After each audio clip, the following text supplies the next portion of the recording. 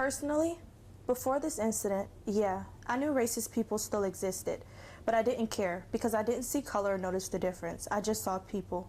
I always thought the racists weren't stopping me from achieving my hopes, dreams, and aspirations. If they are mad, then let's make them madder with success. I'm a good citizen, I pay my taxes, I have a clean record. I didn't care.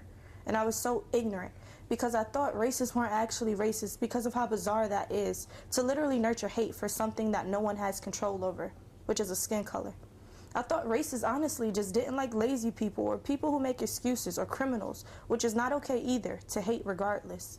However, I honestly didn't understand racism until I witnessed an older black woman, Angela Carr, a mother, say her last words to my daughter to calm her, walking out as I walked in Dollar General that day.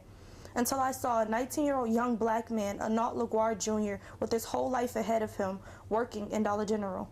Until I saw a black father, Gerald Gillian, just shopping. Until I heard and witnessed the shots of hatred that murdered all of these people August 26 of 2023. Until I, an overcompensating black single mom shopping for us to do arts and crafts, had to instead cover my black 2-year-old daughter's body with my own and take everything I had in me to get up and run for her life.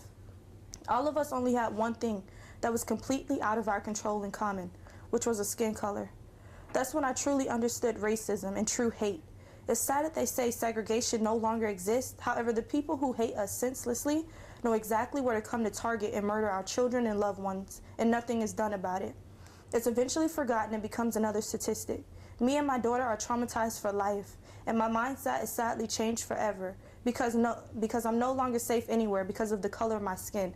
Racism can stop my hopes, dreams, and aspirations, and those of my children and loved ones. It doesn't matter who we actually are as people. All that matters is that we are black. But understand, I'm just telling my story in hopes it evokes change.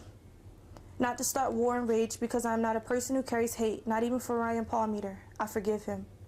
I just want to be able to go to the grocery store, finish my degree, give my daughter the world, and help her conquer without fear, and feel like a normal human being again. Not worried about trying to provide for my family may cost me my life, or in the future her life, by simply going to the store or school or driving in a car and being a black person.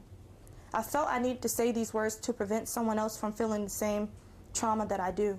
After I've said these words, which, believe it or not, were actually very hard to say, not due to stage fright or the fact that I shouldn't have had to, but because I don't know the reaction I would get, but I know the reaction to the history of these sorts of things. I just want, as I've said before, love, peace, understanding, and most of all, equality.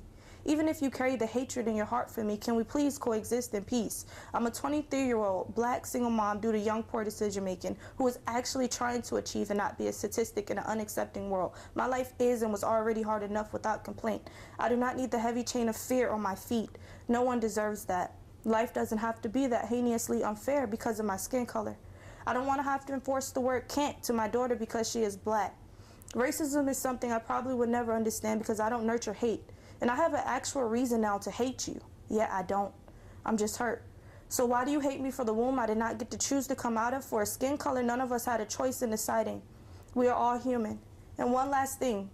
It's not because you are white that you are not in my seat right now. It's because we do not carry the same hate in our hearts to pass down to our children. Instead, we pass down fear. Regardless of where we live or what we achieve or who we are, we have to pass down fear. I forgive Ryan Palmeter, the shooter. But the takeaway is racist hate led to his ultimate demise. It didn't get him anywhere but to an early grave with the remembrance of horror and devastation, which was a burden so bad and heavy he couldn't even live to feel and carry.